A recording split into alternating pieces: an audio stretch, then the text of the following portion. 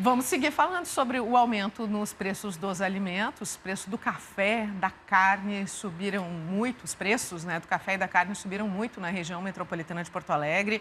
Mas tem tá me apavorando, porque eu sou muito fã, o ovo. O preço do ovo também tem chamado a atenção dos consumidores. A Mari Silva está de volta agora para a gente entender um pouco o cenário justamente da produção e aí comercialização do ovo. Está com o presidente executivo da Asgav, a Associação dos Produtores, né? Vamos ver se a gente consegue entender esse contexto, Mari. Antes de defender esse contexto, bom dia Simone, Josmar e a todos, eu quero só defender um pouquinho aqui o Josmar Leite, porque a economista Wendy Carraro nos disse antes que é extremamente inteligente a gente olhar os preços nos aplicativos, viu? Fazer essa pesquisa aí é fundamental na hora de comprar, até para a gente não estourar o orçamento e fazer escolhas inteligentes. Aqui ao nosso lado, José Eduardo Santos, presidente da Associação Gaúcha de Avicultura, para falar do ovo, Simone. O ovo ficou mais caro e, pelo jeito, não vai ficar mais barato nos próximos meses, é isso mesmo? Bom dia. Bom dia Josmar, bom dia Simone, é um prazer estar aí participando do Bom Dia Rio Grande. Nós estamos passando por um momento de nervosismo no mercado, digamos assim. São alguns fatores que vêm desde o ano passado, desde as enchentes que afetaram regiões produtoras do Rio Grande do Sul, trazendo prejuízos para o produtor, para a indústria, e também tivemos um problema sanitário que acabamos tendo dificuldade nas exportações. Entramos em janeiro com calor excessivo, também afetando a produção de carnes e ovos, E o fator Estados Unidos também, com influenza aviária, dizimando milhões de aves, faltando ovos no mercado americano. Então, é um conjunto de fatores que culminou nesse momento nervoso do mercado. Mas a tendência é, passando o tempo, vindo a estabilização, é que as coisas voltem aí a um ponto de equilíbrio. A grande preocupação é que muitas pessoas acabam substituindo a proteína animal, a carne, estando mais cara, pelo ovo. E aí o consumidor, como a gente ouviu aí as mensagens dos telespectadores, acaba se vendo meio que num beco sem saída. Tu teria alguma dica, alguma orientação para as pessoas? Será que tem algum período ali que vale a pena escolher? Ou talvez comprar uma bandeja maior e armazenar por um tempo? Não, justamente, a gente vive um período de oscilação. Então varia de mercado para mercado, Tem pontos onde existe uma oferta maior, E poderá ter ali uma diminuição de preço. O que acontece é que o momento ele traz essa insegurança para o consumidor que tem no ovo, como você mesmo falou, de uma das proteínas alternativas, quando as outras estão em preços elevados, E culturalmente, digamos assim, o ovo sempre foi aquele alimento base de muitas outras refeições. E hoje ele está muito mais ainda. Hoje ele cresceu o consumo de uma forma assim que atende às demandas de várias classes sociais, da mais simples à mais alta gastronomia, é base para a indústria de alimentos, massas, biscoitos, E o consumo, antigamente ele era o vilão no colesterol, hoje ele está sendo receitado diariamente por nutricionistas. Então, assim, teve uma mudança nessa cultura do ovo, Hoje não se pensa mais só no ovo frito, cozido, hoje ele tem inúmeras formas de fazer, então isso trouxe agora esse momento de nervosismo no mercado, de oscilação, mas a gente tem a capacidade de manter o abastecimento, Essa situação ela vai passar, ela vai se manter estável por um momento, mas o consumidor pode ficar tranquilo que ali na frente vai ter uma estabilidade.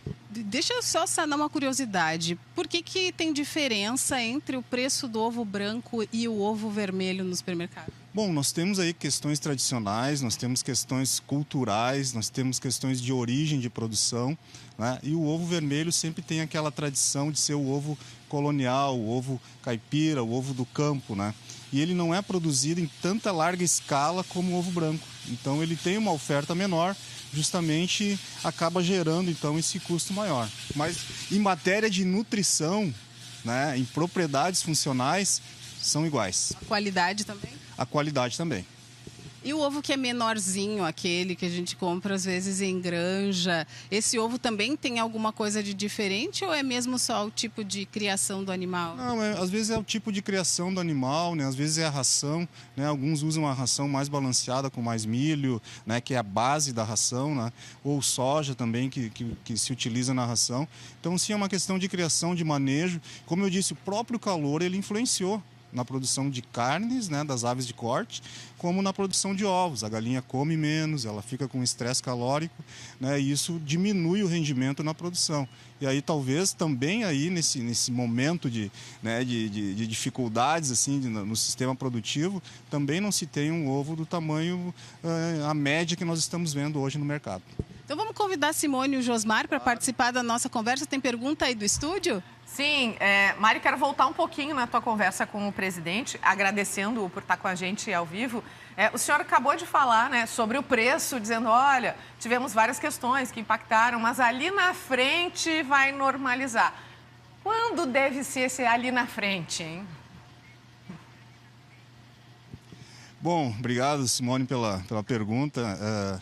Realmente a gente vem passando por um período, né, onde os fatores aí culminaram nesse aumento, nesse nervosismo de mercado, né? Mas alguns desses fatores já estão se resolvendo. Por exemplo, hoje nós já estamos com uma temperatura, né, mais amena do que os 43 graus registrados em alguns dos municípios que nós produzimos no Rio Grande do Sul, né? E também, né, a gente vem se recuperando, né, dos efeitos das enchentes do ano passado. Não é uma coisa da noite para o dia. Nós tivemos estruturas danificadas em grandes regiões produtoras, como o Vale do Taquari, por exemplo, né, que reflete aí 20% da produção de aves e quase 20% da produção de ovos, né?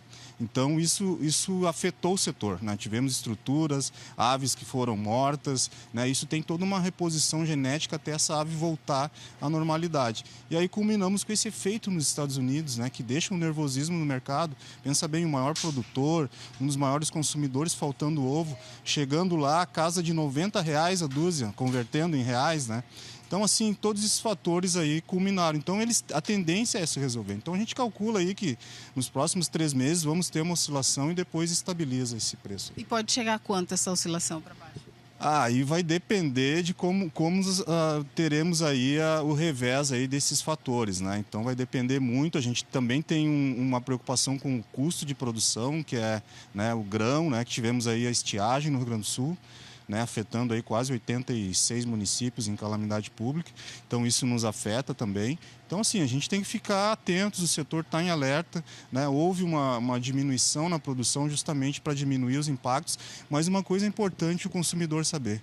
O setor é responsável, né, por um abastecimento de alimentos no Brasil e no Rio Grande do Sul, né? Nós estamos investindo nos procedimentos de proteção dos plantéis avícolas para evitar o que aconteceu nos Estados Unidos. Porque se acontecer aqui o que aconteceu nos Estados Unidos, aí nós vamos pagar muito mais. Então, assim, eu tranquilizo o consumidor que é um momento, né, é um período de instabilidade, mas a gente vai voltar à normalidade em breve. Josmar? Só para complementar, imagino que seja um raciocínio semelhante ao do ovo, mas a carne de frango também vai seguir a mesma tendência, então, assim, de uma elevação momentânea, ou o raciocínio é diferente com a carne? Obrigado, Josmar, pela pergunta.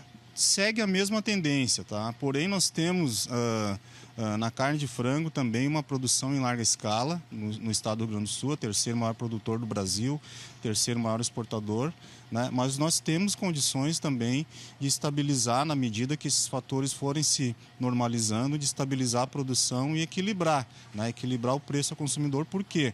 Também a carne de frango foi sempre, né, alternativa para a refeição daqueles que buscam a proteína, e também ela continua em expansão no Brasil e no mercado externo, né? Mas a gente tem um compromisso com o nosso consumidor. Nós fomos a âncora do Plano Real, a carne de frango. Se vocês lembrarem, lá no Plano Real, o quilo do frango era R$1 hoje, né, com as correções, com tudo que se fez, né, nós ainda conseguimos manter como uma das proteínas mais acessíveis, né? Então, assim, ela sofre os mesmos efeitos, né, mas a tendência também é a gente estabilizar aí esse preço, né, nos próximos meses. Muito obrigada. Volto com vocês no estúdio. Tá bom, Mari. Obrigado, presidente José Eduardo das Gavi, nos ajudando a refletir aí, pelo menos então, pelos próximos 3 meses. Um pouquinho para cima, um pouquinho para baixo, né? Mas ali na frente, como ele disse, tomara que esse ali na frente seja bem rapidinho, né, presidente? Outono e inverno. A gente possa, já para o outono e inverno, já ter uma situação mais regularizada. Muito obrigado, viu?